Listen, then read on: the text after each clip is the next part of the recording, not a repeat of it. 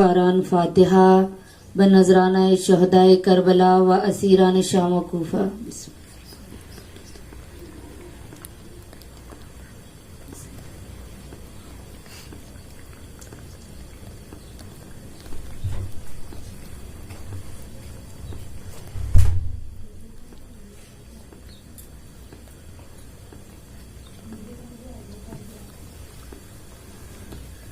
خاندان زہرا پر بلندتر صلوات. اللہم صلی علی محمد وآل محمد وعجل فرجهم. اپنی اپنی حاجات کی قبولیت کے لیے بلندتر صلوات. اللہم صلی علی محمد وآل محمد وعجل فرجهم. اپنی اپنی پریشانیوں کی دوری کے لیے خصوصاً صاحب خانہ کی تمام پریشانیوں کی دوری کے لیے بلندتر صلوات. اللہم صلی علی محمد وآل محمد وعجل فرجهم. اس پاک محفل میں مخدومہ عالم طاہرہ ذکیہ محدثہ مخدرہ بی بی کی آمد کے لیے بلندتر صلوات. اللہم صلی علی محمد وآل محمد وعجل فرجهم. تاجیل یوسف زہرا بلندتر صلوات. اللہم صلی علی محمد وآل محمد وعجل فرجهم. اعوذ باللہ من الشیطان الرجیم. بسم اللہ الرحمن الرحیم. رب اشرح لی صدری ویسر لی امری واحلل عقدۃ من لسانی یفقہوا قولی. صلوات. اللہم صلی علی محمد وآل محمد وعجل فرجهم. فسیکفیکہم اللہ وہو السمیع العلیم. صلوات. اللہم صلی علی محمد وآل محمد وعجل فرجهم. بسم اللہ الرحمن الرحیم. الحمد للہ الذی لا يبلغ مدحته القائلون ولا يحصي نعماءه العادون ولا يعدي حقه المجتهدون الذي ليس لصفوته حد محدود ولا نعت ممدود فطر الخلائق بقدرتی ونشر الریاح برحمتی ثم الصلاة والسلام على اشرف الانبیاء والمرسلین وخاتم النبیین ابی القاسم محمد. اللہم صلی علی محمد وآل محمد وعجل فرجهم. وآلہ الطیبین الطاہرین المعصومین المظلومین سیما بقیت اللہ فی الارضین صاحب العصر والزمان وخلیفۃ الرحمن امام الانس والجان. اللہم اجل ولیک الفرج. صلوات. اللہم صلی علی محمد وآل محمد وعجل فرجهم. اما بعد فقد قال تبارک و تعالی فی کتابہ المجید والفرقانہ الحمید وقولہ الحق وہو اصدق الصادقین. بسم اللہ الرحمن الرحیم. یا ایہا الذین آمنوا ابتغوا الیہ الوسیلہ. صلوات. اللہم صلی علی محمد وآل محمد وعجل فرجهم. نعرہ تکبیر. اللہ اکبر. نعرہ رسالت. یا رسول اللہ. نعرہ رسالت. یا رسول اللہ. نعرہ حیدری. یا علی. حیدری. یا علی. حیدری. یا در علی. محمد وآل محمد. صلوات. اللہم صلی علی محمد وآل محمد وعجل فرجهم. تمام حمد و ثنا ہے اس خالق لم یزل کے لیے، سکون جھیل کو جو دیتا ہے کمل کے لیے. میں اس کے نام سے کرتی ہوں ابتدائے کلام. میں اس کے نام سے کرتی ہوں ابتدائے کلام، جس کے نام بھی فرشتوں نے سنبھل سنبھل کے لیے. میں کیوں نہ کہوں اس کو بلا فصل بادشاہ. میں کیوں نہ کہوں اس کو بلا فصل بادشاہ، جو جدا نہ ہوا نبی سے ایک پل کے لیے. کفن پہ لکھا ہے خاک شفا سے ناد علی، کفن پہ لکھا ہے خاک شفا سے ناد علی، یہی نام کافی ہے میرے نام عمل کے لیے. صلوات. اللہم صلی علی محمد وآل محمد وعجل فرجہم. تمام تر درود و سلام اس نفوسائی طیبہ کے لیے کہ جنہوں نے اپنا متاع حیات کربلا کی زمین پر لٹا دیا، کہ وہ نفوسائی طیبہ کہ جن کے لیے خدا قرآن میں صلوات بھیج رہا ہے اور اپنے چاہنے والوں کے لیے بھی کہہ رہا ہے اور اپنے ملائکہ سے بھی مخاطب ہو کر کہہ رہا ہے ان اللہ و ملائکتہ یصلون علی النبی یا ایھا الذین آمنوا صلو علیہ وسلموا تسلیما. صلوات. اللہم صلی علی محمد وآل محمد وعجل فرجہم. وہ نفوس ہے طیبہ کہ جنہوں نے انسان کو زندگی عطا کی، انسان کو متاع حیات کا مقصد بتایا، انسان کو سکون و آرامش عطا کی. وہ ہستیاں کہ جنہوں نے صحیح معنی میں خدا کا تذکرہ کیا، کہ جو اللہ قرآن میں فرما رہا ہے الا بذکر اللہ تطمئن القلوب، کہ اے انسانوں، اے میرے چاہنے والوں، اگر تم چاہتے ہو کہ تمہیں سکون مل جائے، اگر تم چاہتے ہو کہ تمہیں آرامش مل جائے، اگر تم چاہتے ہو کہ اپنے پروردگار کے قریب ہو جائے، اگر تم چاہتے ہو کہ ہمیں دنیا میں اور آخرت میں ہم سرخرو ہو جائیں، تو اے میرے بندو یاد رکھنا میں نے تمہارے لیے اپنے ذکر کے اندر سکون رکھا ہے.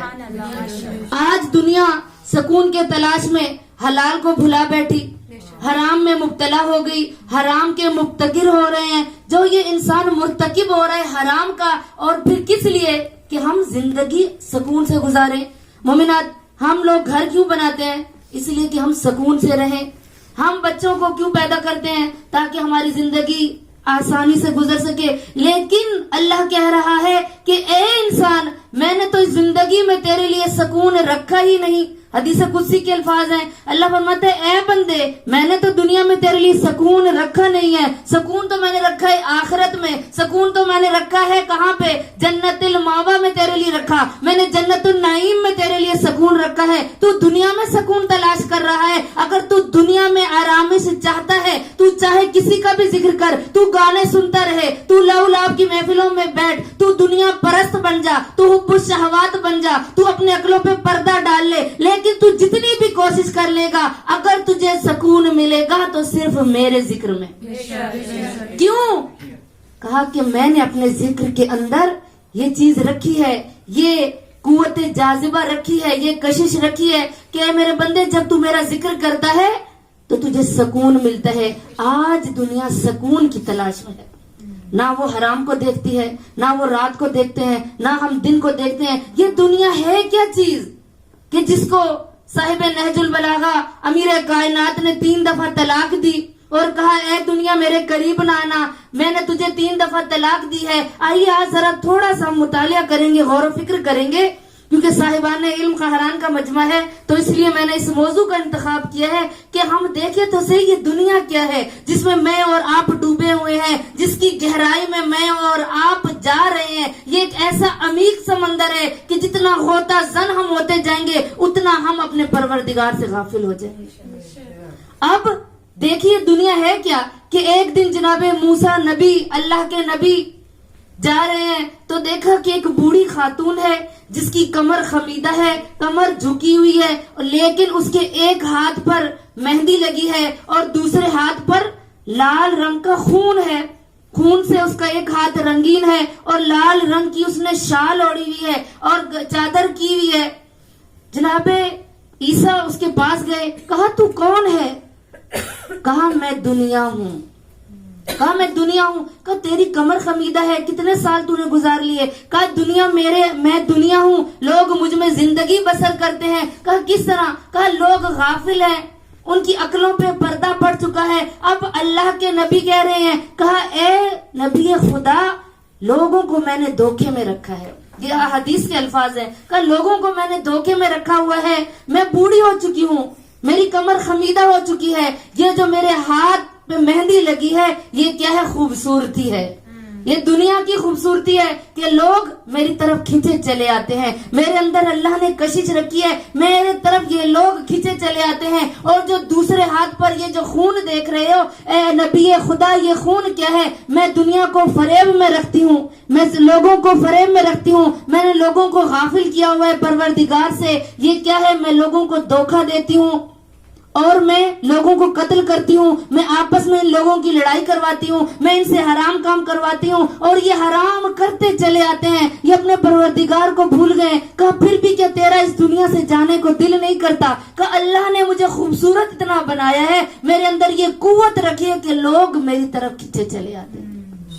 پھر جناب عیسیٰ فرماتے ہیں یہ جو تو نے لال رنگ کی شال اوڑی ہوئی ہے, یہ جو چادر لی ہوئی ہے, اس کا کیا مقصد ہے؟ کہا یہ لال رنگ کیا ہے؟ اگر ایک چھوٹا سا بچہ بھی ہو, اس کو اگر اپنی طرف راغب کرنا ہو, وہ راغب نہ ہو تو کیا کرتے ہیں کہ ہم تیز کلر کے ذریعے سے, تیز رنگوں کے ذریعے سے اس بچے کو اپنی طرف راغب کرتے ہیں. اسی لیے آپ لوگوں نے یہ کھلونے دیکھے ہوں گے کہ جو لال پیلے کلر کے ہیں, جب بچہ متوجہ نہ ہو تو ہم کیا کرتے ہیں؟ اس کھلونوں کے ذریعے سے اس بچے کو اس رنگوں کے ذریعے سے متوجہ کرتے ہیں.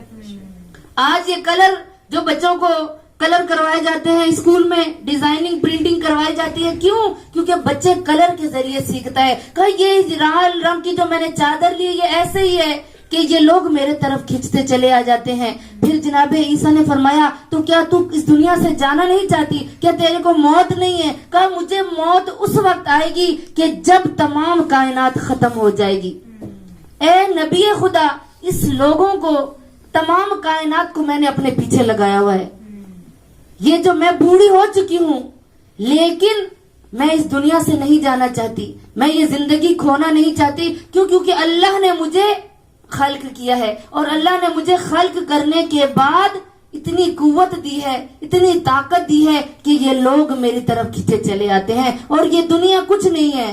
یہ دنیا, کہا میں کچھ بھی نہیں ہوں, میرے اندر طاقت نہیں ہے, لیکن مجھ سے دور وہی بھاگ سکتا ہے, مجھ سے فرار وہی حاصل کر سکتا ہے کہ جو حقیقی معنی میں مومن ہوگا, جو حقیقی معنی میں مسلمان ہوگا. مجھ سے دور رہے تو کون سے لوگ؟ کہا مجھ سے اولیاء دور رہے, مجھ سے پیغمبر دور رہے, مجھ سے امام دور رہے. اب دیکھیں یہ دنیا ہمیں کیا دے رہی ہے. جس دنیا کے لیے, جس دنیا کی لالچ میں میں اور آپ زندگی بسر کر رہے ہیں, یہ دنیا ایک خوبصورتی کے علاوہ کچھ نہیں.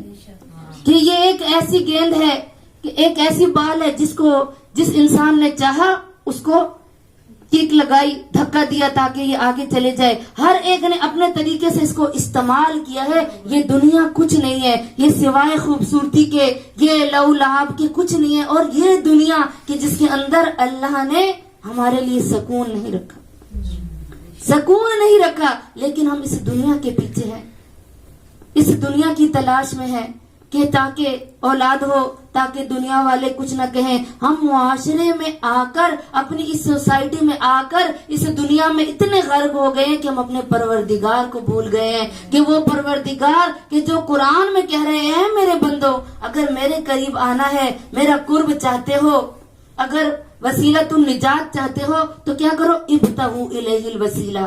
پہلے امر کا صیغہ ہے ابتغوا, کہا کہ مجھے تلاش کرو, مجھے تلاش کرو. اور جب مجھے تلاش کر لو گے تو خالی ہاتھ نہیں آنا, بلکہ کچھ وسیلہ لے کر آنا, کوئی واسطہ لے کر آنا. ڈائریکٹ میرے پاس کوئی نہیں آ سکتا. اسی لیے اللہ نے اگر حضرت آدم کی توبہ قبول ہوئی تو کس کے ذریعے سے؟ کوئی وسیلہ تھا کہ جو حضرت آدم نے قرار دیا تو اللہ نے حضرت آدم کی توبہ قبول کی. اگر سفینہ نوح جو ہے اپنے دریا کو عبور کرتے ہوئے رکی ہے تو کس کی وجہ سے؟ ایک وسیلے کے ذریعے سے. ایک چھوٹی سی مثال دوں گی. کسی بڑے ڈاکٹر کے پاس جانا ہو تو ہم کیا کرتے ہیں؟ کوشش کرتے ہیں کہ اس کا نمبر ملے. جب وہ خود ہم سے رابطہ نہیں کرتا, ہم اس کو کال کرتے رہتے ہیں, ٹرائی کرتے رہتے ہیں, وہ ہم سے رابطہ نہیں کرتا, پھر ہم کوشش کرتے ہیں اس کے کسی دوست سے رابطہ کریں, اس کے وہاں پر جو کام کرنے والے ہیں, وہاں کا جو پی این ہے, ہم اس سے رابطہ کرتے ہیں. کیوں؟ تاکہ ہمیں اس کا نمبر آسانی سے مل جائے, ہم اپنا چیک اپ کروا لیں. یعنی دنیا کے لیے وسیلہ کو مانتے ہیں, لیکن اللہ کے پاس جانے کے لیے ہم وسیلے کو بھول گئے ہیں. کہ جو اللہ, وہ پروردگار جو قرآن میں کہہ رہے ہیں میرے پاس آنا ہے تو وسیلہ لے کر آؤ. اور صرف خدا نے تکبیر, اللہ اکبر, رسالت. या रसूल अल्लाह हैदरी या अली हैदरी या अली हैदरी या अली मोहम्मद बुलंद सलावत अल्लाहुम्मा सल्ली अला मुहम्मद व आले मुहम्मद व और सिर्फ अल्लाह ने वसीला कहा नहीं बल्कि बताया भी कुरान में। कहीं कहा कुल्ला असअलुकुम अलैहि अजरन इल्लल मवद्दता फिल कुर्बा, कहीं आयत ततहीर को नाजिल किया, कहीं सूरह दहर को नाजिल किया, कहीं आए विलायत को नाजिल किया, और बारहा कुरान में बताया कि ये अहले बैत ही हैं। अगर मेरे करीब आना है, अगर मेरा कुर्ब चाहते हो तो वसीला लेके आना। और वसीला भी पंजतने पाक को करार दे दिया कि ये पंजतने पाक के जो चादर के नीचे इकट्ठे हो जाएं तो वो मलाइका जो कभी इनके दरवाजे पर दर्जी बनकर आता है, कभी यहाँ से रोटियां लेके जाता है, कभी दरबान बनकर आता है, कभी इनका झूला झुलाने के लिए आता है, वो भी इनकार कर देता है और फौरन खुदा की बारगाह में कहता है या रब्बी वमन तहतल किसा, खुदा इस चादर के नीचे कौन है? तो अल्लाह फरमाता है फातिमा तो अबूहा व बालुहा व बनुहा, कि इस चादर के नीचे फातिमा है। नारा हैदरी या अली हैदरी या अली मोहम्मद व आले मोहम्मद बुलंदतर सलावत अल्लाहुम्मा सल्ली अला मुहम्मद व आले मुहम्मद व अज्जिल बारहा अल्लाह ने अपनी अहले बैत का जिक्र किया, तस्करा किया। आज लोग कहते हैं अहले बैत का नाम नहीं है, कहाँ 12 इमामों के नाम है, कहाँ चाहरदा मासूमीन के नाम है। अब नाम होना जरूरी नहीं है, अल्लाह ने मख्फियाना तौर पर बता दिया कि यही वो हस्तियां हैं कि जो मेरा कुर्ब रखती हैं। अगर मेरे पास आना है तो इनको वसीला करो। अगर किसी की दुआ कबूल ना हो रही हो, कहा पंजतने पाक को वसीला बनाए, अल्लाह फौरन दुआ कबूल करता है। क्योंकि हम क्या हदीस किसा में पढ़ते हैं, इन्नी मा खलक़्तु समाअम मबनियतम वला अर्ज़म मदहियतम वला कमरम मुनीरा वला शम्सम मज़ियतम वला फलकन यदूरो वला बहरन यजरी। अल्लाह कह रहे इन्नी मा खलक़्तु, बेशक अगर मैंने खल्क किया है, इस आसमान को मैंने बनाया तो भी पंजतने पाक की मोहब्बत के लिए। अगर मैंने दरियाओं को रवानी अता की, अगर मैंने सूरज को ज़िया बख्शी, अगर मैंने चांद को ज़िया बख्शी, अगर मैंने सितारों को रोशनी अता की, अगर दरियाओं को रवानी अता की, तो किसके लिए? कहा मैंने पंजतने पाक की मोहब्बत में तमाम दुनिया को खल्क किया। हैदरी या अली या अली हैदरी या अली आवाज़ बुलंद नारे सलावत अल्लाहुम्मा सल्ली अला मुहम्मद व आले मुहम्मद व अज्जिल।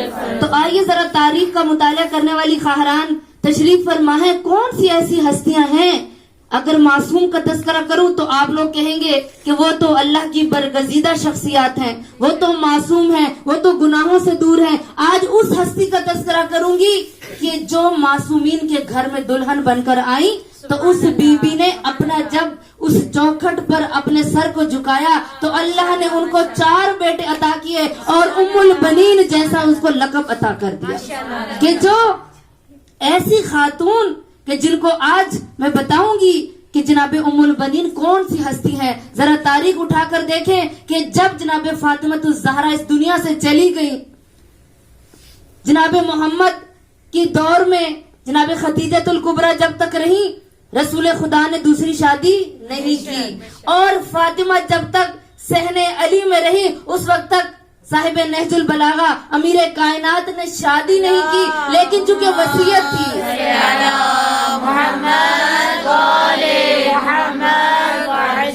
वसीयत थी कि मेरे बाद ए अबुल हसन आप शादी करिएगा। और अब देखिए कि ये हमारे लिए मयार बता रहे हैं हमारे वक्त के इमाम। कहा कि ए अकील, मैं शादी उस खानदान से करूंगा जो शुजा होगा, जो बहादुर होगा। और कहा जब जनाबे अकील से ये कहा, जनाबे अकील मासूम नहीं थे, इल्म इमामत नहीं रखते थे, इल्म लदुन्नी के मालिक नहीं थे, मनसूस मिनल्लाह नहीं थे, इमाम नहीं थे, नबी नहीं थे।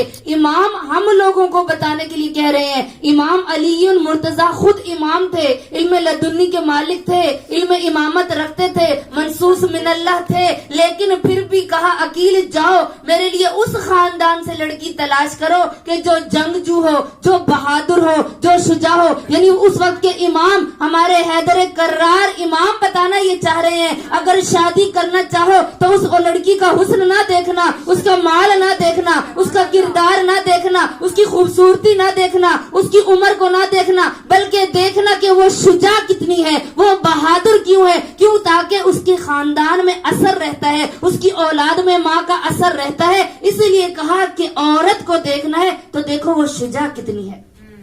اب جناب عقیل چلے اس خاندان میں کہ جو کلابیہ خاندان سے مشہور ہے. اب فاطمہ بنت مزاحم یہ کلابیہ خاندان سے تعلق رکھتی تھی اور جو ہے مزاحم کی بیٹی تھی. اب کہا کہ جب ادھر گئے تو یہ کون سا خاندان تھا؟ کہا کلابیہ خاندان وہ تھا کہ جنہوں نے کبھی بھی اپنے چوپایوں کے لیے مخصوص جگہ نہیں بنائی تھی, کبھی اپنے چوپایوں کو باندھا نہیں تھا.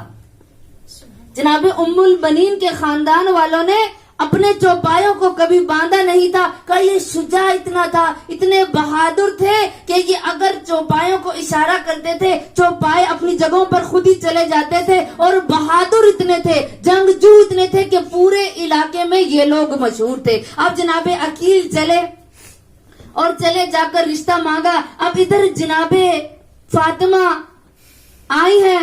جب اس گھر میں آئی تو ایک دن امام علی علیہ السلام فرماتے ہیں اے فاطمہ ذرا ادھر آؤ. جناب ام البنین خاموش ہو گئی اور کہا اے میرے سردار, اے میرے آقا, کبھی میرا نام فاطمہ نہ لیجئے گا. آپ مجھے پکارتے ہیں, یہ بچے سر اٹھاتے ہیں تو مجھے شرم آتی ہے, آپ میرا نام نہ لیں. اور اس وقت کہا کہ میں آپ کو ام البنین کا لقب دیتا ہوں, اور ام البنین کا لقب علی المرتضیٰ نے دیا. اور ہمیشہ جناب ام البنین جب اس دروازے پر آئیں تو ہمیشہ اپنوں آپ کو کہا کہ میں اس گھر کی کنیز ہوں, میں اس گھر کی کنیز ہوں جو معصوم نہیں تھی. کہا میں اس گھر کی کنیز ہوں, یہ سادات کا گھر ہے, یہ فاطمہ الزہرا کی اولاد ہے. اور جب اللہ نے ان کو اولاد عطا کی, اللہ نے ان کو 4 بیٹے عطا کیے. اپنے بیٹوں کو جب بھی اپنے پاس کھانا کھلانے کے لیے بٹھاتی تو ہمیشہ نصیحت کرتی تھی کہ تم میرے بیٹے ہو اور حسن و حسین فاطمہ کے بیٹے ہیں, ہمیشہ ان کا احترام کرنا, کبھی نہ کہنا کہ یہ تمہارے بھائی ہیں. ہمیشہ حسین کو سیدی کہہ کر, مرشدی کہہ کر, اپنا آقا سردار کہہ کر پکارنا, کبھی نہ کہنا حسین میرا بھائی ہے. اسی لیے وفا اس گھر سے منسوب ہو گئی. ہمیشہ اپنے بیٹوں کو نصیحت کی کہ فاطمہ کی اولاد پر قربان ہو جانا. اور جناب ام البنین ہمیشہ اپنے بچوں کو یہی ترغیب دیتی رہی اور کہا کہ وفا کرنا اس خاندان سے. اب بچے چھوٹے تھے, جناب ام البنین کے کردار کو دیکھ رہے تھے, ان کی رفتار کو دیکھ رہے تھے, ان کی گفتار کو دیکھ رہے تھے کہ ہماری ماں صبح سے لے کر شام تک بچوں کی خدمت کرتی ہے, ہمیشہ اپنے آپ کو کنیز تصور کرتی ہے. کبھی اس گھر میں اس نے یہ نہیں کہا کہ میں اس گھر کی آقا شہزادی ہوں, یہ گھر کی میں مالک ہوں, میں اس گھر کے مالک و سردار کی زوجہ ہوں. کبھی میری ماں نے یہ ذکر نہیں کیا. ہمیشہ زینب و کلثوم کے سامنے جھکتی ہیں اور اتنی وفا دیکھی کہ اولاد کے اندر وفا اتر آئی, اولاد کے اندر وفا اتر آئی. یہ ایک عورت کا کردار ہے. یہ قرب خدا ایسے رکھتی تھی کہ جنہوں نے اس گھرانے کو پہچانا کس طرح سے. اب جب یہ آقا زادی کرتی رہی, اب حضرت عباس, جناب عبداللہ, جناب محمد, اب ان کے بیٹے دیکھ رہے ہیں کہ ہماری ماں اہل بیت سے وفا کس طرح کرتی. بچے اٹھتے, بچے بیٹھتے ہوئے, بچے سوتے ہوئے اپنی ماں کو دیکھ رہے تھے. اسی لیے حضرت عباس با وفا بنے. اور کس طرح سے وفا کی ہے جناب عباس نے کہ جناب ام البنین کی اس وصیت کو, اس نصیحت کو یاد رکھا تھا اور کہا تھا بیٹا میں تمہیں کبھی دودھ نہیں بخشوں گی اگر تم نے حسنین پر سبقت حاصل کی, اگر تم نے زینب و کلثوم پر سبقت حاصل کی, میں تمہاری ماں ام البنین تمہیں دودھ نہیں بخشوں گی. اور اب دیکھیے اس بی بی کا کہ آج جس نے اہل بیت سے کے گھرانے سے وفا کی, آج ان کا دسترخوان مشہور ہے. آج کا جس کی کوئی بھی حاجت پوری نہ ہوتی ہو وہ نیت کرے کہ میں جناب ام البنین کا دسترخوان لگاؤں گی, اور دسترخوان جب کی نیت کرے گی کہے کہ میں یہ نیت اس وجہ سے کر رہی ہوں میری فلاں حاجت پوری ہو جائے. تو آج بھی ایران عراق میں جناب ام البنین کا دسترخوان مشہور ہے کہ دیکھا ہوگا آپ لوگوں نے کہ سبز رنگ کی, گرین کلر کی ساری چیزیں ان کے دسترخوان پر رکھی جاتی ہیں. اور ایک دختر ہے آرمینا کے نام سے, قصہ مشہور ہے کہ جو ایک مسلمان خاتون نہیں تھی، مسلمان لڑکی نہیں تھی، کرسچن گھرانے سے تعلق رکھتی تھی، کہا کہ وہ اپنے گھر میں اس کی بیٹی معذور تھی. وہ شخص، اس کا باپ ٹیکسی ڈرائیور تھا. کہا کہ میں نے اپنی بیٹی کو معذور دیکھا تھا، سارا دن میری زوجہ اس کی خدمت کرتی تھی، بیٹی کی جو معذور تھی. کہا میں پریشان تھا، اس کا اتنا علاج کروایا ہے لیکن میری دختر کو شفا نہیں ملتی ہے. کہا ایک دن میں گھر آیا تو دیکھا کہ میری زوجہ پریشان ہے. میں نے اپنی زوجہ سے پوچھا کیا ہوا، کیوں پریشان ہو؟ کہا ہمسایوں کے گھر میں، مسلمانوں کے گھروں میں دسترخوان لگا تھا جو ام البنین کے نام سے، آج میں ادھر گئی ہوں، وہاں سے کچھ لقمے کھائے ہیں میں نے، اور میں نے منت مانی ہے کہ یا بار الہ میری بیٹی کو صحت عطا فرما، میں اپنے گھر میں دسترخوان لگاؤں گی. فوراً شوہر سے کہا، بے قرار ہو کر کہا کہ جاؤ بازار سے کچھ پھل خرید کے لاؤ. شوہر کہتے ہیں میں تھک کر آیا ہوں، بعد میں لگا لینا. چونکہ خاتون اتنی بےتاب تھی، اس نے کہا نہیں جاؤ کوئی پھل فروٹ لے کر آؤ، میں اپنے گھر میں دسترخوان لگانا چاہتی ہوں. عزیزان گرامی یاد رکھے وہ مسلمان نہیں تھی، کرسچن گھرانے سے تعلق رکھتی تھی. اب اپنے گھر میں دسترخوان لگایا. کہا رات کو میری زوجہ اپنی بیٹی کے ساتھ سو گئی، تھوڑی دیر گزری، میری بیٹی نے میری زوجہ کو اٹھایا اور کہا اماں جان اٹھے. کہا بیٹا کیا ہوا ہے؟ تو کہا کہ ابھی میرے خواب میں ایک خاتون آئی تھی اور اپنا نام ام البنین بتا رہی تھی، اور کہا کہ اپنی ماں سے کہنا کہ تو نے منت مانی تھی کہ جب تیری بیٹی کو شفا ہو جائے گی تو وہ اس منت کو پورا کرے گی. جا میں نے تجھے شفا دی ہے. باب الحوائج حضرت عباس بھی ہیں لیکن ان کی ماں کو بھی اللہ نے باب الحوائج بنا دیا. اب کہا کہ جب اس بچی نے اپنی ماں کو سارا قصہ سنایا تو دیکھا کہ وہ بچی جو معذور تھی وہ چلنے لگی ہے، وہ بول نہیں سکتی تھی بول رہی ہے، وہ دیکھ نہیں سکتی تھی وہ دیکھ رہی ہے. اب فوراً اس نے منت ادا کی کرسچن گھرانے کی ہو کر. اب جو مسلمانوں کے گھر سے کرسچن کھا کر بھی جو قرب خدا حاصل کر سکتے ہیں، اب اس باب الحوائج ام البنین میری آقا زادی نے تمام مومنات کی منتوں کو سمیٹ لیا ہے. تمام یا عباس یا عباس یا عباس یا عباس میری آس یا عباس یا عباس کل مومن کے دل کی آس یا عباس یا عباس حیدری یا علی یا علی بی بی ام البنین شہزادی کی عظمت پر بلند صلوات. اللہم صلی علی محمد وآل محمد وعجل. اب جناب ام البنین بھی باب الحوائج ہے، اپنی حوائج کو اس آقا زادی کی خدمت میں پیش کریں. سفرہ لگائیں جناب ام البنین کے نام سے، پریشانیاں دور ہوں گی، تمام کی حاجات قبول ہوں گی. کا سفرہ نہیں لگا سکتے، آپ کی اتنی استطاعت نہیں ہے تو علماء نجف کیا کہتے ہیں، علماء عراق و ایران کیا کہتے ہیں؟ وہ کہتے ہیں آپ ایک درود شریف کی تسبیح پڑھیں اور نیت کریں کہ ہم نے جناب ام البنین کو ہدیہ کیا، اور اس کے بعد 2 رکعت نماز پڑھیں. کہا آپ لوگ پڑھیں گے تو کہا توکل پر خدا کرتے ہوئے پڑھیں تو دیکھیں آپ کی حاجت فوراً ہی قبول ہو جائے گی،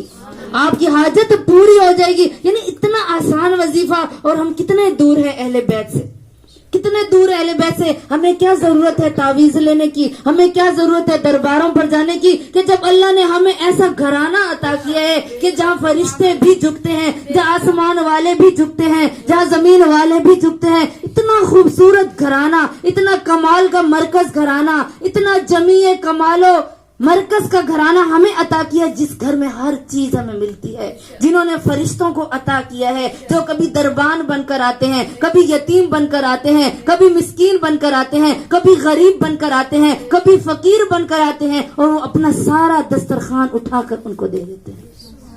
اتنا کریم ابن کریم گھرانہ، اتنا سخی ابن سخی گھرانہ ہمیں اللہ نے عطا کیا ہے کہ ان کے در پہ جو جھک جاتا ہے اس کو باب الحوائج کا لقب مل جاتا ہے. جناب ام البنین جھکی تو وہ باب الحوائج بن گئی. حضرت عباس نے ان کا احترام کیا تو کیا باوفا عباس بن گئے، باب الحوائج بن گئے. اگر حر جھکا، حر علیہ السلام بن گیا. کوئی بھی جھک کر تو دیکھے، لیکن یہ کہ اس کی نیت صاف ہو، نیت صاف ہو. کہا کہ جب کوئی ان کے دروازے پہ جھک جاتا ہے نا تو یہ اس کو بلند کر دیتے ہیں. جو ان کے دروازے پر جھک جاتا ہے یہ اس کو کمال تک پہنچا دیتے ہیں, اس کے مقصد کو اس کو بتا دیتے ہیں. آج جتنے بھی لوگ, یہ جتنے بھی اوصیاء, یہ جتنے بھی ولی گھوم رہے ہیں, جتنے بھی بڑے بڑے عارف ہیں, یہ ایسے نہیں بنے جب تک پنجتن پاک کے دروازے پہ اپنے سر کو نہیں جھکایا. وہ ایسے ہی اولیاء نہیں بن گئے, اللہ نے ان کو عزت عطا کی تو اہل بیت کی وجہ سے عطا کی. تو مومنات, یہ ام البنین ایسی ہستیاں جو باب الحوائج ہیں. آج اس بی بی کا تذکرہ کرنا ہے کہ جب بشیر نے آ کر مسجد نبوی میں اعلان کیا نا, الا یا اہل الیثرب, کہ اے یثرب والوں اب مدینہ رہنے کے قابل نہیں رہا. الا قتل الحسین و بکربلا. ادھر جناب ام البنین نے جب سنا کہ حسین ابن علی مارے گئے تو فوراً اپنے پوتے کے بازو کو پکڑا اور کہا مجھے اس اعلان کرنے والے کے پاس لے جاؤ. اپنی عصا کو پکڑا, کمر خمیدہ ہو چکی ہے, آنکھوں میں موتیا اتر آیا ہے. مادر عباس کہتی ہیں اے میرے پوتے, جس نے یہ اعلان کیا مجھے اس کے پاس لے جاؤ. کیا حسین مارا گیا؟ جب اپنی عصا کے سہارے میری آقا زادی چلتی ہوئی مسجد نبوی آئی نا اور بشیر سے آ کر کہا ہے بشیر یہ تو نے کیا اعلان کیا ہے, کون سا حسین مارا گیا؟ بشیر نے رو کر کہا ہے میری بی بی, حسین نواسہ رسول مارا گیا. ارے مصطفیٰ کا جگر گوشہ مارا گیا, علی کا بیٹا مارا گیا, ارے زہرا کا لخت جگر مارا گیا. کہا کیا جب حسین مارا گیا تو کیا عباس زندہ تھے؟ جب بشیر سے آقا ذاتی نے یہ سوال کیا نا, میں مانتی نہیں ہوں حسین مارا جائے اور میرا عباس زندگی موجود ہو, میں اس چیز کو مانتی نہیں ہوں.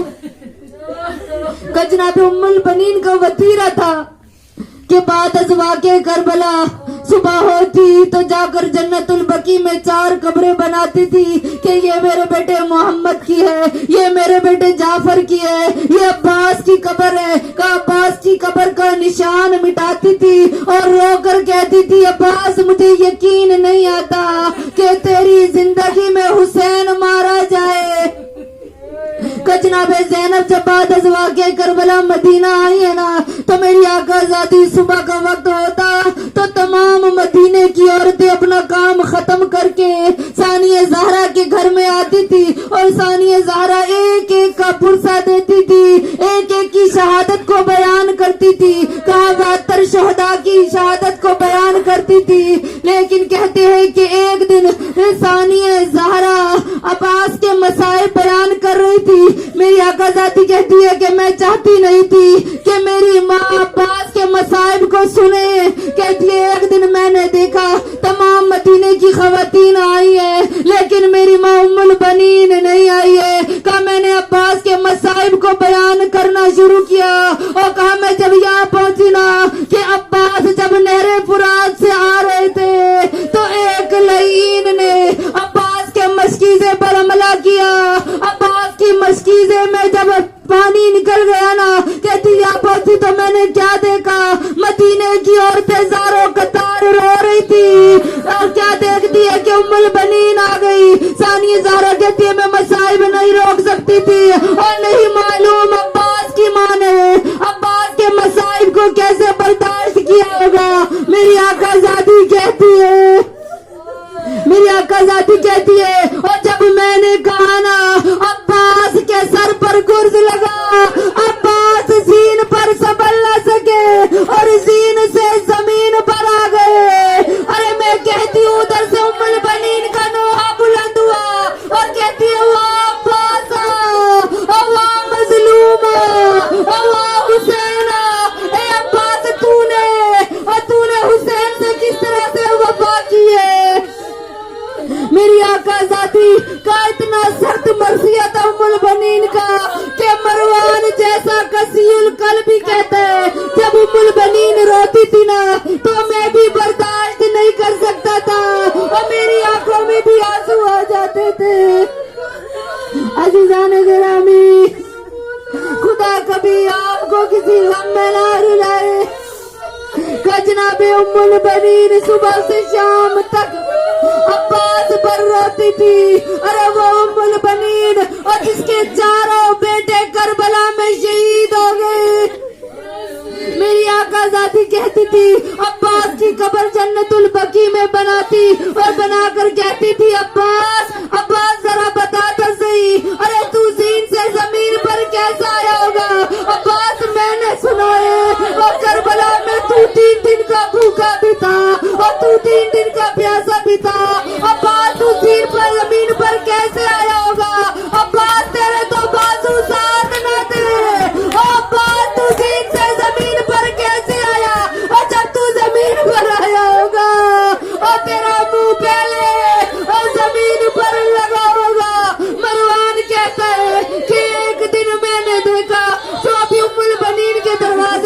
गुजरता था, सारा कतार रोता था। मैंने पूछा जो भी उधर से गुजरता है, अरे रोता क्यों है? तो एक शख्स मेरे करीब आया, मैंने उससे सवाल किया कि तू रो क्यों रहा है? उसने कहा जरा जब हम उस दरवाजे से गुजरते हैं ना, जो कमरे बनी हाशिम के घर का दरवाजा है, कहा वहाँ पर एक बूढ़ी खातून है जो इस कदर बुलंद आवाज में, इस कदर गर्व वाली आवाज में गिरिया करती है, और उसका मर्सिया सुनते हैं ना तो हम अपने दिल पर काबू नहीं पा सकते। वो कहता है मैं भी उस दरवाजे पर गया, मैंने मर्सिया उम्मुल बनीन का सुना जो अब्बास को रोती थी और कहती थी अब्बास, ओ अब्बास तूने हुसैन से वफा की और मेरी आका ज़ादी